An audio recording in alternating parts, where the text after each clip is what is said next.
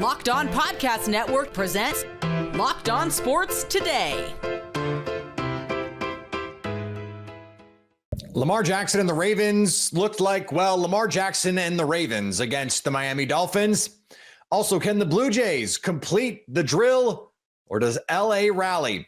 And the Zion era in New Orleans is officially over. I'm Peter Bukowski, starting your day with the can't-miss stories and biggest debates in sports. You're Locked On Sports Today. Searching all major sports. Found. Let's start with the biggest story. The Baltimore Ravens look like the Baltimore Ravens on Thursday night, a 28-6 beatdown of the Miami Dolphins. Yes, the hapless Miami Dolphins, but it's still a win, and the Ravens will take any win they can get, plus the return of Lamar Jackson. Kevin Ostreicher from Locked On Ravens joins me now. And Kevin, the favorites in the AFC North, which is crazy to say, but it is a real thing. What has been different and what was different on Thursday night? Yeah, it's kind of carrying over, Peter, what we saw from that Bears win in week number 8 for the Ravens. And the Ravens had the bye week in week 7. They figured some things out. They wanted to get more touches for Keaton Mitchell. They wanted to try to utilize some certain other things better. But the main thing was that they decided that they needed to rework their blitz patterns, their pressures, and everything there. And they've been a much more aggressive team coming out of the bye week, moving Kyle Hamilton all around the field. Them trading away Dafe Owe and bringing in Alohi Gilman has allowed Kyle Hamilton to move up towards the line, which is where he is best, as their Swiss Army knife. And this game was like a tale of two halves almost, where that first half, 14-6 going into the locker room. You know, the Dolphins made a lot of key mistakes there. Ravens do get the ball to start the third quarter, and they make a statement, and the Dolphins really just couldn't get anything going after that. And at this point, Peter, you mentioned the Ravens in their division and them being the favorites despite their record.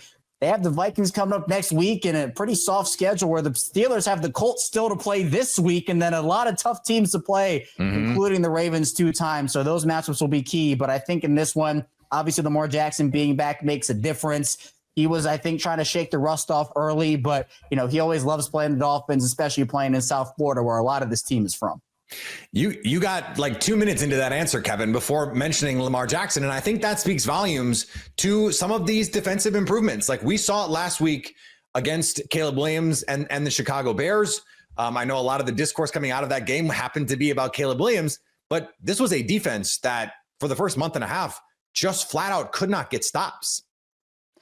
It was tough, and it's been tough. And, you know, it's still not all the way back yet. Again, Miami made some key mistakes in this game, key penalties, including, you know, I won't sugarcoat it, one of the worst calls I've seen in a while with that tripping call that literally, I guess technically was a tripping because Ollie Gordon tripped, but at the same time that wiped out, a 40, 50-yard completion from Tua to Jalen Waddle. So again, like, when you play a bad team, when a team makes mistakes, all you can do is capitalize, right? You know, there's no like feeling sorry or saying, I mean, the Dolphins are a bad team. It is what it is. Mike McDaniel could get fired this week. Who knows? But the Ravens did what they were supposed to do. Might be fired by the time this episode comes out. Could be.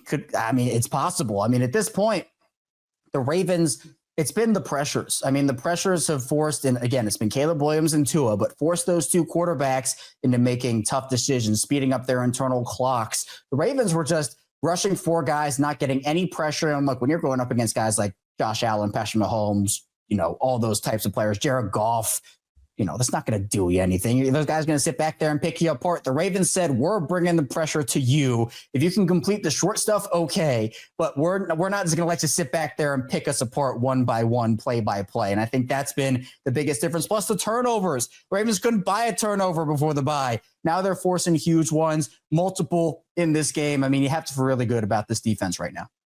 Anything you think they might have learned with Lamar Jackson out? Because when you have a great player at quarterback, he can be a deodorizer. He can paper over some issues.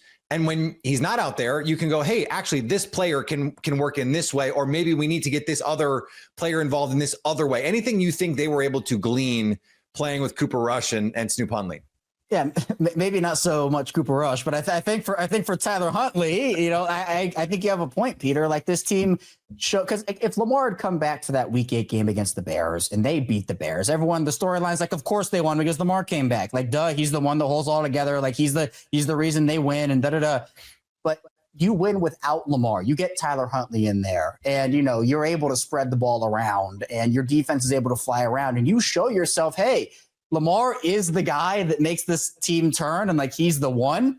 But they also have enough talent on that team to pick up wins without Lamar Jackson. Are they going to win the Super Bowl without Lamar Jackson? No, they're not. But it shows you that those guys, I think, found that confidence after a really rough start in a game where no one was picking them to win against the Bears without Lamar out there. Bears on a 4-game win streak, and you say, hey, we just did that without our star quarterback. And you can take that momentum into a game with your star quarterback and say, okay, now it's going to get scary. Now we can think about 1 week at a time. You can't think too far ahead here if you're the Ravens. That's the mindset. But at the end of the day, I think that Bears win gave them a lot of confidence. And while, yes, it's the Bears or it's the Dolphins or whatever you want to say there, they did what they were supposed to do. This is what a team that's supposed to contend for a Super Bowl.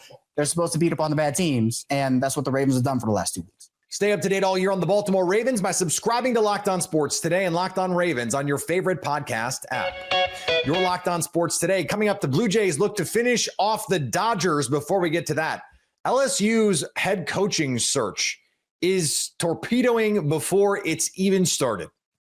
The NFL season now rolling along, and FanDuel is making sure you're ready for this weekend with a can't-miss offer. Right now, new customers can bet just $5, and if your bet wins, you'll get $300 in bonus bets to use across the app. I love using FanDuel because it fits how I like to bet in the moment. Player props, or maybe I want to build a same-game parlay, or I can jump in live as the action unfolds. It's quick, it's easy, and it's the best way to add a little more energies to Sunday. So are you ready to play? Download the FanDuel app now by visiting FanDuel.com to get started. That's FanDuel.com to place your first $5 bet. LSU Athletic Director Scott Woodyard has been fired following criticism from Louisiana Governor Jeff Landry over the situation with Brian Kelly, which, if you haven't heard, has not been great. I am in my 19th season covering LSU football. I cannot ever recall a week like this.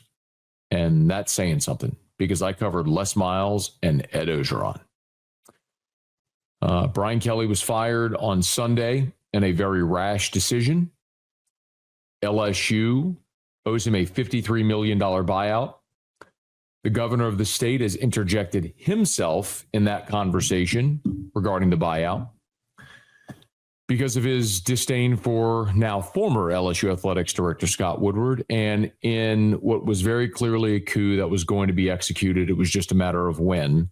Scott Woodward is now out as LSU's Athletics Director. Victor Wembanyama and the Spurs continue to lay waste to everything in their path. For the first time ever in franchise history, your San Antonio Spurs are 5-0. Hey, this is Jeff Garcia with Locked On Spurs, here to react basically to history being made in San Antonio. The Spurs defeated the Miami Heat 107-101 for 5 straight games in a row. 5-0 to start the season. I mean, my goodness, this is something that Tim Duncan could not do. The Big Three couldn't do. LaMarcus, DeMar, it was the Wemby era where it finally happened. Look, you can say everything you can say about the numbers. Wemby putting up a phenomenal performance again, double-figure scoring, just a beast on the boards. Castle making timely 3 shots towards the end. But what this really proves is this team is learning how to win.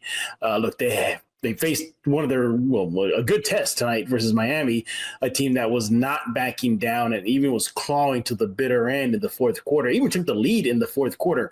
And that is where I think this team separated itself as far as showing maturity.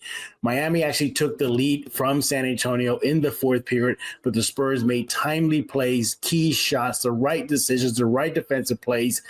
And kudos to Mitch Johnson as well. Overall, this win signals that this team is maturing, they're understanding how to win, and it's translated into wins. So kudos to the Spurs. But if this was a test of their mettle tonight versus Miami, they passed with flying colors. The Bucks got a monster performance from Ryan Rollins to push Milwaukee past the Warriors without Giannis. The way you described this game, the one that got away. in a lot of different avenues. Let's start off with, I guess, the player of the game, Ryan Rollins, literally the one that got away. The Warriors let him walk before he even had a chance to really show what he was made of. Still a very young player. Toledo, second-round draft pick years ago, and goes for 32, a career high today.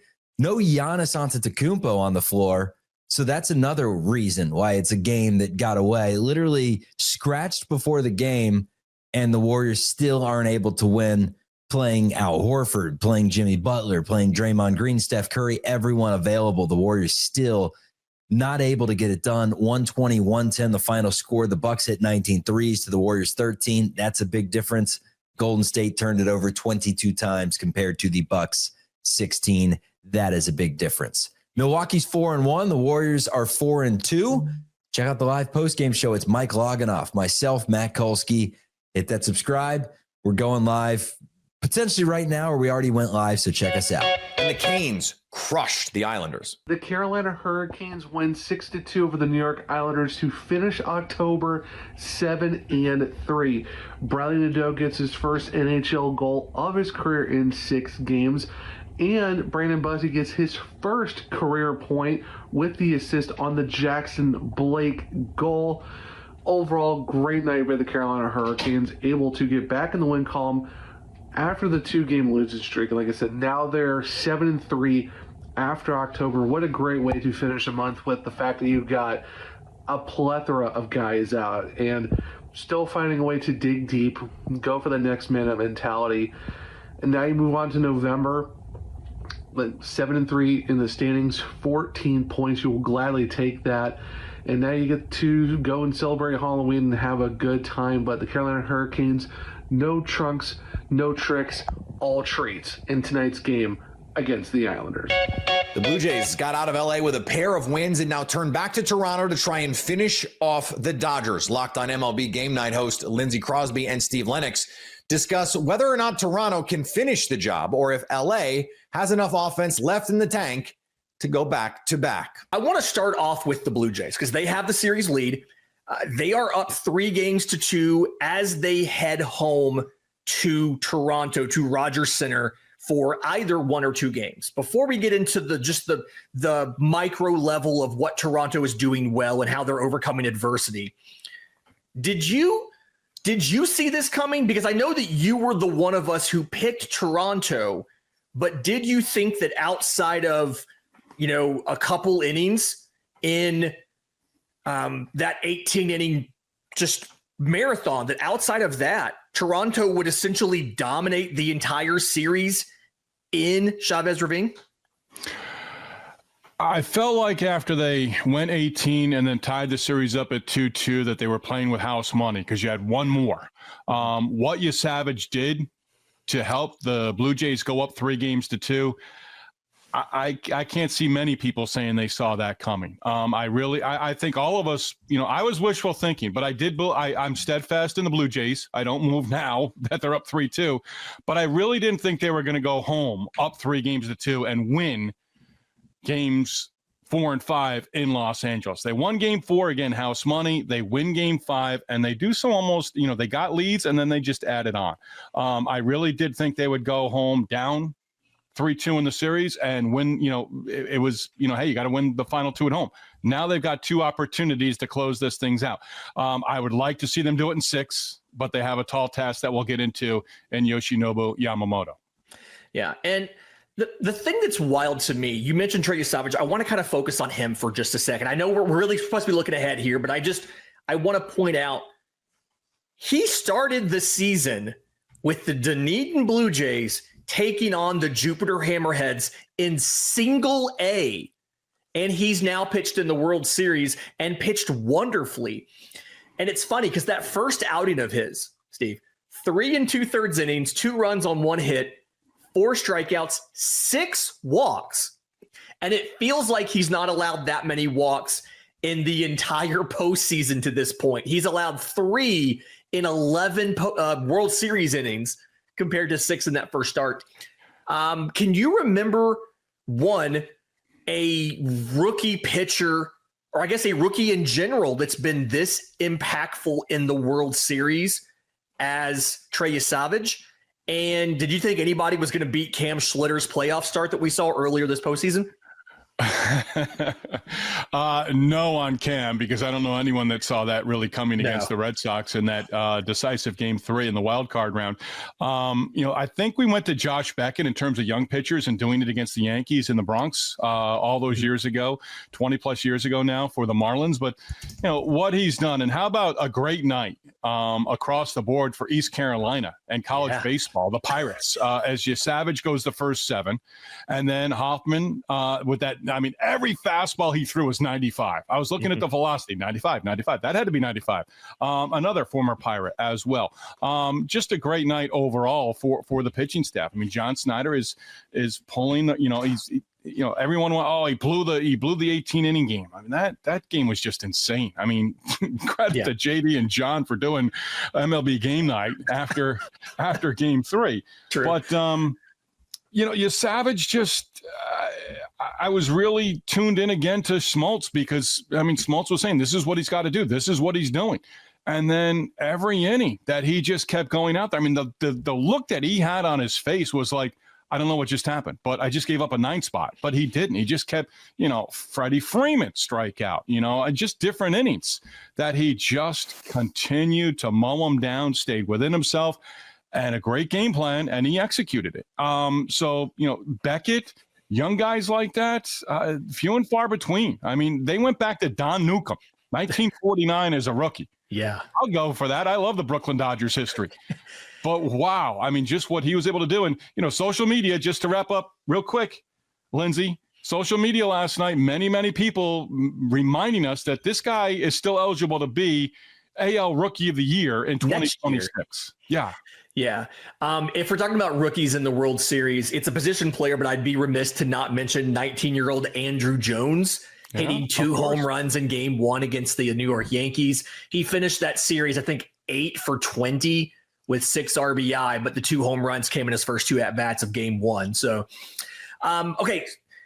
I think the thing that I've been most impressed about with Toronto, sticking with them in this segment here, has been how they've just been able to get over whatever happens and go to the next thing, right? They lose George Springer to an oblique injury. That's fine. Now they keep Bo Bichette in the DH spot. They don't have to play him in the field, and they just plug somebody else into the lineup in the outfield and just keep going. And I don't necessarily know if I expected Toronto to be able to look as good as they did without George Springer. Like, it makes sense that if you lose, an Addison Barger or, one of the lower level guys, that they could just kind of recover and move on. But they lost arguably one of their 2 or 3 best players in George Springer and just kind of ignored it like nothing happened and just kept on going. And I think that's probably the biggest shock for me, has been what they were able to do without him. Stay up to date all year on the Toronto Blue Jays and LA Dodgers by subscribing to Locked On Sports today, Locked On Blue Jays, and Locked On Dodgers on YouTube or your favorite podcast app. Coming up, the Pelicans need to blow it all up. It's over. The Pelicans are 0-4 and the dream is already dead. Locked On Pelicans host Jake Madison explains why Pels head coach Willie Green needs to be gone, the team needs to be blown up, and the Zion era is officially over. It's time to fire head coach Willie Green. They need to truthfully consider firing Joe Dumars as well and just blowing up the roster too. This era is done, and it's this game where I feel you can basically officially say it is over. We're going to get into all of this in today's episode of Locked On Pelicans. And of course, thank you for making Locked On Pelicans your first listen today and every day. We are here Monday through Friday, the #1 Pelicans podcast, covering everything you want to know about this Pelicans team. So please subscribe wherever you get your podcasts. Join over 11,000 Pelicans fans on YouTube as well and become an everydayer. That means you listen Monday through Friday to Locked On Pelicans. You're going to want to be tuned in over the next couple of days, I think, to Locked On Pelicans, because yeah, there's going to be a lot coming, I think. There's going to be a lot of fallout from this loss here, and it wasn't pretty. This is about as bad as it gets. So it is really just sad. It's sad that this is what's happened with Zion Williamson, who looked to be a transcendent superstar player. And he was at Duke, and he was, when he played, when he has played in the NBA, Zion has been outstanding. He just hasn't been able to play. And it feels, there's no way to prove this for sure, but it feels mostly self-inflicted, that his inability to take seriously the way that he manages his body has had deleterious effects on his availability in the NBA. There just seems like there's no way around that truth right now. And that's what makes this all so sad. Is you're a team like New Orleans, you can't draw free agents, you have trouble drawing fans. You find this transcendent, electric, magnetic player, and he just doesn't seem to care.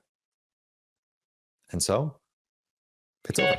And finally, Loyola Chicago will carry Sister Jean with them this season. Literally. The Ramblers are adding a jersey patch for their former team chaplain, who passed away earlier this month at 106 years old. Her story stretched far beyond the sideline. Scholarships in her name, Sister Jean Day in Illinois, a campus plaza greeting visitors, but her favorite audience was always a locker room that needed a prayer and a nudge. And now her patch gets a front row seat for the entire season.